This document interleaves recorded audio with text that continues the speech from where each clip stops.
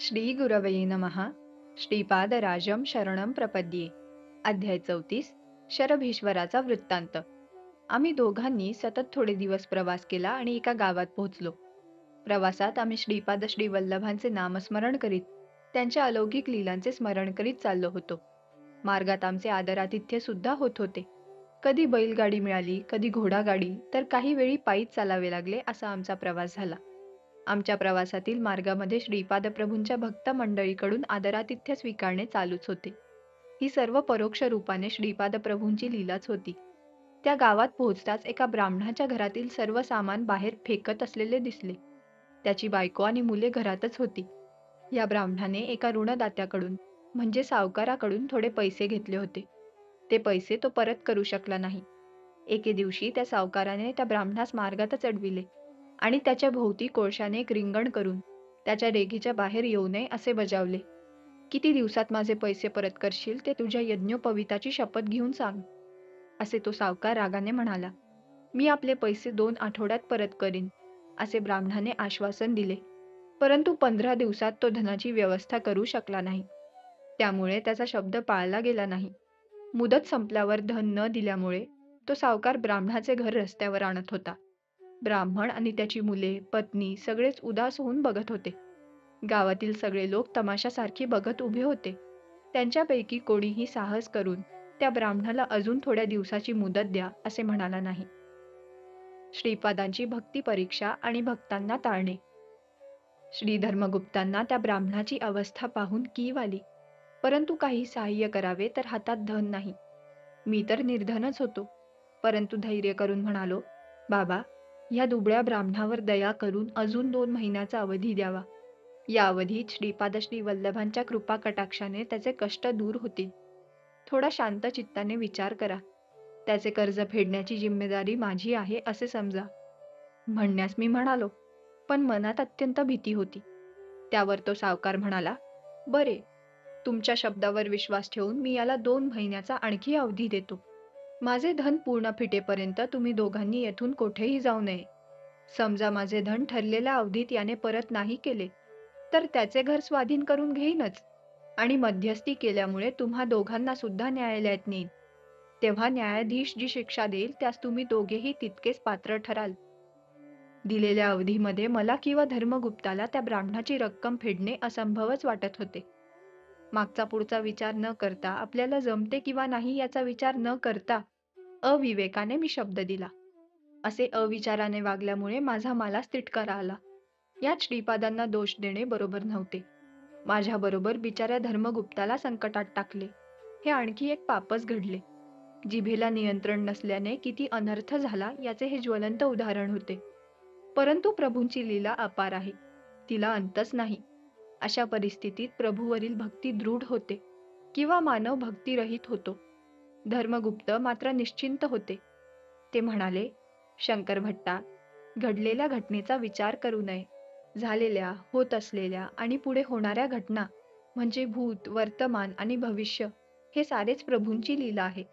आपले ब्रह्मलिखित जे आहे तेच होणार, ते तर चुकणारच नाही. ब्राह्मण पूर्ण निर्धन आणि दरिद्री झाला होता. तो आणि त्याच्या कुटुंबातील सगळे जण उपाशी राहू लागले होते. आम्ही त्यांच्याकडे पाहुणेच होतो, म्हणून आम्ही सुद्धा उपाशीच राहावे अशी दयनीय परिस्थिती होती. श्रीपादांच्या अनुग्रहाने राहण्यास जागा मिळाली, त्यांचे आम्ही आभार मानत होतो. भूक, तहान, थकवा आला असताना, तसेच देणेगिरी आले असताना श्रीपाद श्री वल्लभांचे नामच एकमेव तरणोपाय आहे असा दृढ विश्वास वाटत होता. आम्ही स्नानसंध्या करून श्रीपादांचे नामस्मरण करण्याचे योजिले. त्या ब्राह्मणाच्या घरी देवाजवळ दिवा लावण्यास तेलवात सुद्धा नव्हती. आम्ही श्रीपादराजम शरणम प्रपद्ये असा जप मोठ्या सुरात म्हणत होतो. घरातील सारी मंडळी सुद्धा आमच्या बरोबर हा मंत्र उच्चारत होती. शेजार पाजारचे अबाल वृद्ध लोक जमा झाले आणि भक्तिभावाने नामस्मरण करू लागले. ब्राह्मणाच्या घरी एक शेतकरी आला आहे. ब्राह्मणाचे कर्ज फेडण्याची जबाबदारी त्याने घेतली आहे. तेवढ्या काळात सर्वत्र बातमी पसरली की मी कुठल्या तरी महापुरुषांचा शिष्य आहे आणि माझ्या दैवी शक्तीनेच ब्राह्मणाचे देणे देण्यासाठी सिद्ध झालो आहे, असा त्यांचा समज झाला. मी फार मोठा ज्योतिषी आहे असा साऱ्या गावात त्यांनी प्रचार केला. त्या गावात शेतकऱ्यांना पैजा लावण्याचा नाद होता. त्या ब्राह्मणाचे ऋण हा फेडेल का नाही या प्रश्नावर शेतकरी पैजा लावित होते. मी जर ब्राह्मणाचे कर्ज न फेडले, तर आम्हाला न्यायालयात जावे लागणार होते. माझ्याबरोबर धर्मगुप्त पण संकटात सापडले. माझ्या कोरड्या वाग्दानावर लोक पैज लावत होते. हा एक प्रकारचा जुगारच असल्यासारखा होता. त्याचे कारण म्हणजे माझा शब्दच होता. काय करावे ते काहीच कळत नव्हते. अशा परिस्थितीत आम्ही श्रीपादांच्या नामस्मरणाचाच आधार घेतला. माझी ती पण योग्यता नाही असे वाटले. मी एक मोठा ज्योतिष्य आहे, दैवी शक्ती संपन्न आहे, असा प्रचार होतच होता. परंतु मी मात्र दिव्य, क्षणक्षण लीला विहारी, अशा श्रीपादांचे चरण कमलच मला या संकटातून तारतील, या विश्वासाने बसलो होतो. सत्यम विधातुम निजभृत्य भाषितम, या नारद मुनींनी श्री महाविष्णूला सांगितलेल्या वाक्याचे स्मरण झाले. नारायणाचे भक्त ज्या शब्दांचा प्रयोग करतात, त्या शब्दांना खरे करण्याची जबाबदारी नारायणांचीच असते. त्या ग्रामात शरभेश्वर शास्त्री या नावाचा एक पंडित आणि फार मोठा मंत्रशास्त्रवेत्ता राहत होता. त्याच्यावर एका प्रेतात्म्याचा अनुग्रह होता. त्याच्या आधाराने तो भूत, भविष्य, वर्तमान अगदी अचूकपणे सांगत असे. पैज लावलेले शेतकरी शरभेश्वराकडे आपल्या पैजेचे काय होईल याचा उलगडा करण्यास गेले. ब्राह्मण धन प्राप्त करू शकणार नाही, असे त्या प्रेतात्म्याने सांगितले. यानंतर पैजांनी आणखी जोर पकडला आणि 100 वराहांची पैज लागली. शरभेश्वर शास्त्री मोठा की शंकर भट्ट मोठा, याचा निर्णय करण्यासाठी पैज लावणारे फार उत्साहित होते. शेवटी आम्हाला जुन्या वाड्यात नेऊन न्यायालयात नेण्यास सिद्ध केले गेले. त्या ब्राह्मणाला आशेला लावून निराश केले. धर्मगुप्तांना सुद्धा माझ्याबरोबर संकटात ढकलले. श्रीपाद प्रभूंच्या दिव्य लीलेचा गूढार्थ काय असेल, मला काहीच समजेनासे झाले. माझे थोडेफार शिक्षण झाले होते, परंतु कोणत्याही प्रकारची आध्यात्मिक शक्ती नव्हती. ज्योतिष्य विद्या तर येतच नव्हती. जप, तप, योगाभ्यास, कठीण असे नियम, निष्ठा यांचे ज्ञान तर अजिबातच नव्हते. श्रीपादांच्या चरित्र लेखनाचा एका कुतूहलाने मी संकल्प केला, परंतु त्याला पाहिजे असलेली योग्यता माझ्याजवळ नव्हती. माझे यातून रक्षण करून माझा उद्धार करावा. अंतिम सर्व काही आपल्या इच्छेवर अवलंबून आहे, अशी आर्त प्रार्थना मी श्रीपाद प्रभूंच्या चरणांजवळ केली. माझ्यात कधीही नसलेले धैर्य त्यावेळी अचानक आले.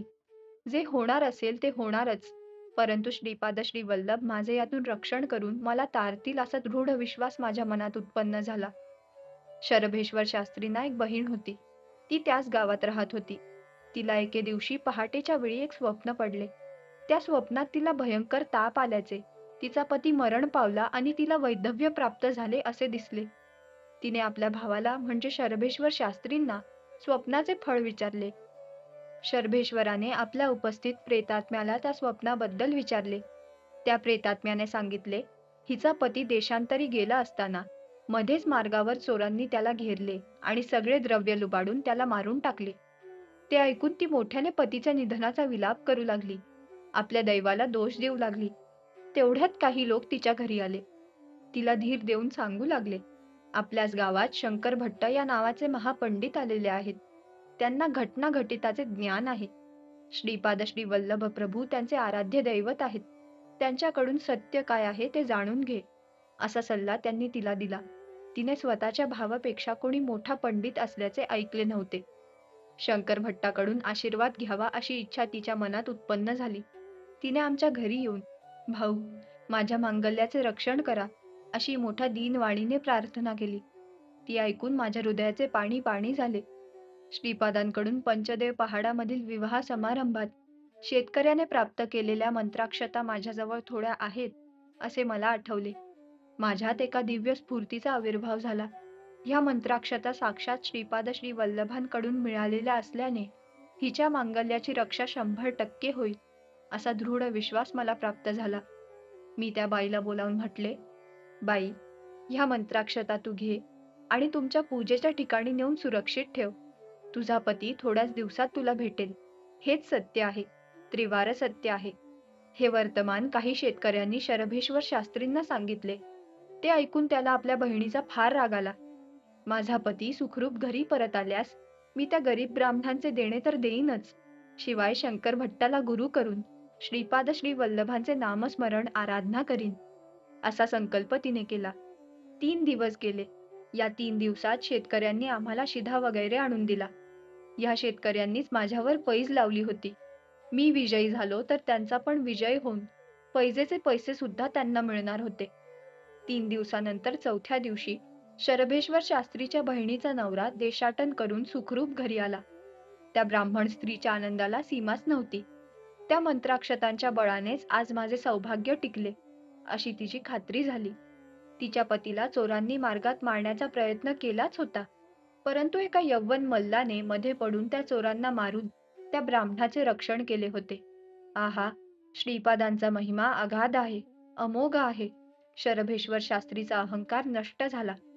माझे ज्योतिष्य खरे ठरल्यामुळे आम्ही राहत असलेल्या घरच्या मालकांचे ऋण शरभेश्वर शास्त्रीने सारले आणि आम्ही दोघांनी त्यांच्या घरचे आदरातिथ्य स्वीकारावे अशी विनंती केली. त्याला आम्ही होकार दिला. शरभेश्वर शास्त्री म्हणाले, बाबा, धूमावती देवी ही दशमहाविद्येतील एक आहे. तिचा मी उपासक आहे. ती फार उग्र देवता आहे, परंतु ती प्रसन्न झाली तर रोग, शोक या सर्व गोष्टींचा नाश करते.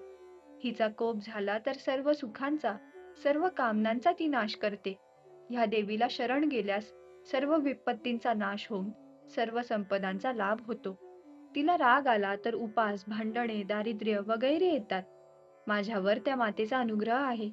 करणी केल्याने त्रस्त जनांचा उद्धार करण्यास ह्या मातेची उपासना अनिवार्य असते.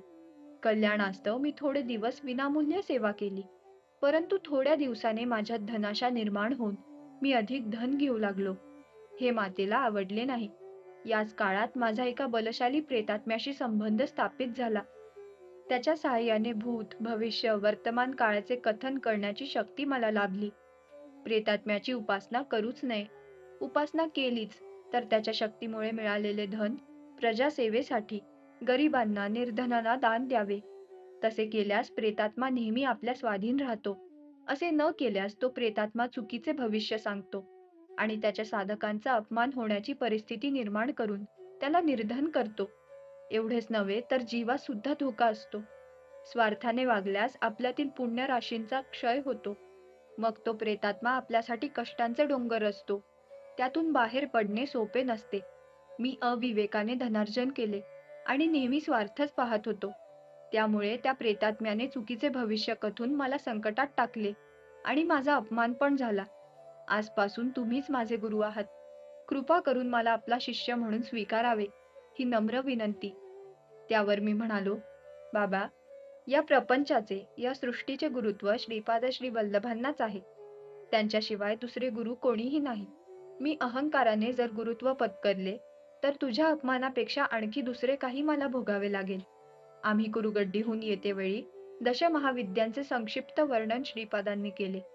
बाकी उरलेले ते योग्य वेळी सांगणार आहेत.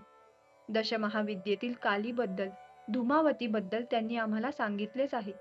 बाबा, मला तू गुरु करू नकोस. श्रीपादांना भक्तांना संकटात टाकणे आणि त्यातून सोडवणे म्हणजे एका चमत्कारासारखेच वाटते. सदा सर्वदा श्रीपादांचे नामस्मरण करणे हेच इह परलोक साधन आहे. श्रीपाद श्री वल्लभांचा जय जयकार असो.